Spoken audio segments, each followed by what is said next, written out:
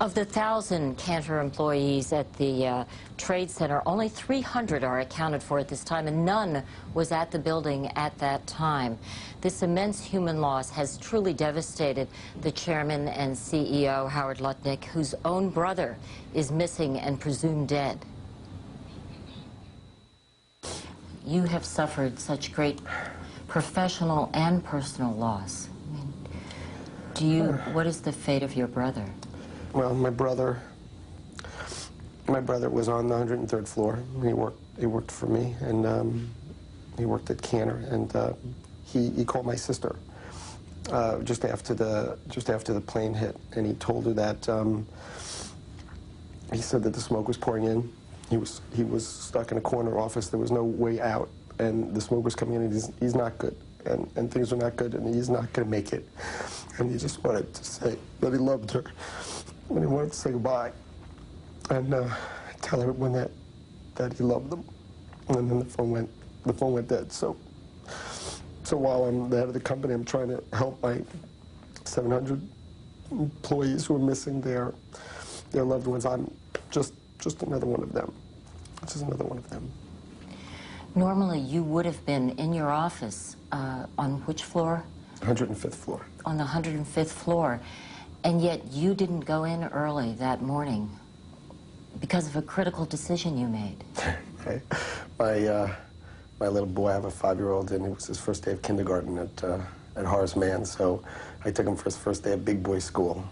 And because of that, I was late getting down to the office, and therefore I wasn't in the building. I was on my way to the building instead. And when you got to the building? Well, I saw the building on fire, so I didn't go in. But I stood at the door off of Church Street, where there were flags there, and I stood at that door, and people were coming out, and I was yelling at them, to run and get out. And there were police sort of around me yelling at people, telling them to get out, and I would ask them what floor they were coming from, what floor they're coming from. Someone would say 55, and I'd scream, we have 55, and because I kept wanting to get up the building and get people out of the building. Because all your employees were on?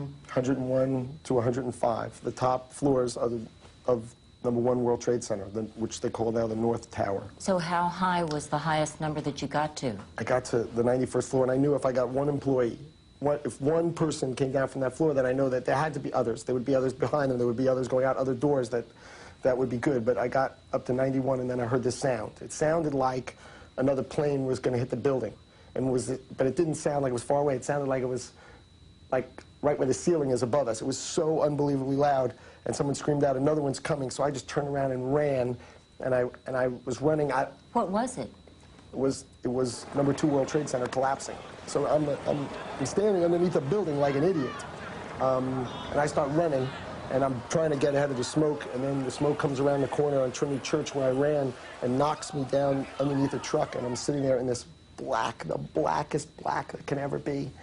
I reached up, I tried to see if I could see, and I took my hands and I put it up, and I actually touched my eye, and it was so much smoke, and I wasn't smart enough. You couldn't even see your own hand? I couldn't see my hand. I could feel the particles in the air. They were like this big. I could feel them going in, and I couldn't think to like pick up my shirt and put it. I was just sitting there thinking, I can't believe it. I can't believe by standing there I died. So I just start walking. I just start walking straight, and I just walk straight, and I just keep walking straight. And I called my wife 4 hours later, and she was hysterical crying, and so I understand why it took lots of people a long time. I'm a pretty together person, and 4 hours I just walked north. I just kept walking. One of your other offices had a squawk box open, and the other offices were able to hear the screams. Is that true? I don't know that they heard. It is true that we have a squawk box. Yeah, we have a speakerphone because all our offices are connected in our equity business. They're all connected to each other because they talk to each other all day, and they heard them saying, we need help, we need help, we need help. It wasn't screams. There was nowhere to go. You couldn't go down. You couldn't go up. There was nowhere to go. But I don't know of a single one of my employees who got down. Zero. Zero, and it's really sad. But I think we're all pulling together with a view that we want to make things happen for them. We need to take care of them. We need to figure out how to take care of them and give them more, take care of them. And I think it's going to be a different kind of drive than I've ever had before. It's not about It's not about my family. I get to kiss my kids. I get to kiss my kids tonight. But other people don't get to kiss their kids. And I just have to help them. And I think what's amazing, and I think it's amazing, you have 300 people. They lost all their friends. They lost the person to their left. They lost the person to their right. And they call me up and they say, I want to go to work. I said, why do you want to go to work? Let's just go to funerals. And they go, no, I want to go to work. I can't stay home. I can't stay home. I have to work. I have to do something.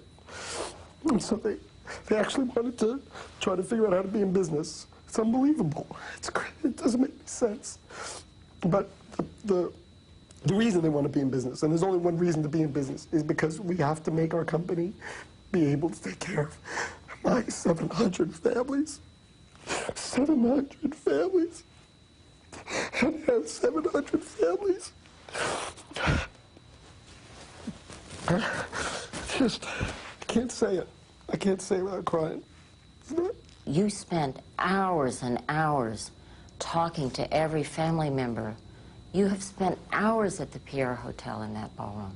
Well, I go in, I just tell them, look, I'll answer any question you want, anything about it. But I lost my brother, and I'm in no different position than you are. I'm not any different. I'll just tell you everything I know.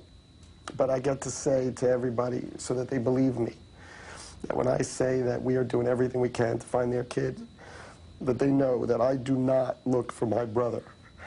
I don't go to any hospital or get anybody to go to any hospital and say, find Gary Lutnick for me. Why not? Because I go with an employee list. I say, here's my list. Here's everybody I got. Find somebody on this list. I don't care who they are, because if you find someone on this list, then I get to call them. And I get to give somebody else some hope, some dream. Maybe they get to kiss their kids. I'd love to find my brother, but I'd love to find their brother or their wife or their husband or anything.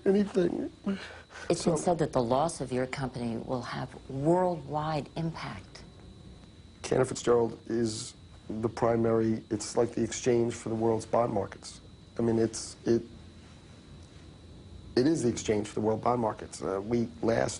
Last year we did $50 trillion in business. Today, the remaining employees of Cantor Fitzgerald and Eastbeat have worked every second since that bomb, and they made the decision. And I told them there's no reason for us to open. I don't care when we open, if we open, it doesn't matter to me.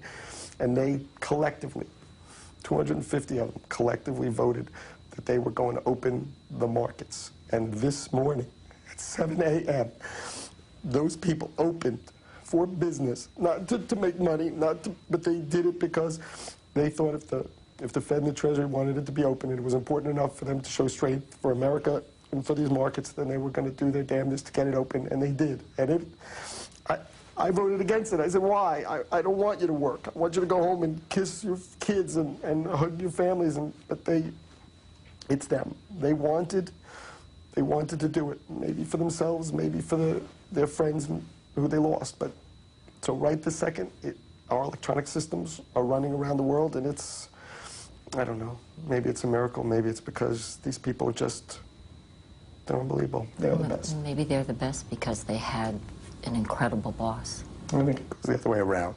I think you can only be a good boss if you have the right people. And I'm glad they chose to be with me, but I'm the saddest person in the world that they chose to be with me, because they would have chosen to be with me.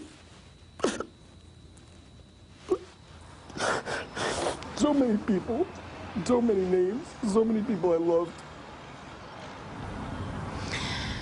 Many of the Cantor families that we spoke with said that he's truly a remarkable man, and I think, Peter, he just clearly doesn't fit the image of a typical CEO on Wall Street. No kidding. Thanks, Connie, very much. Connie Chung. Howard Lutnick, a personality from Cantor Fitzgerald, the CEO, a man with 700 families, and a much expanded family, I would think, now that we have seen him and shared his tragedy with him. Howard Lutnick, a personality this country will not forget. Period.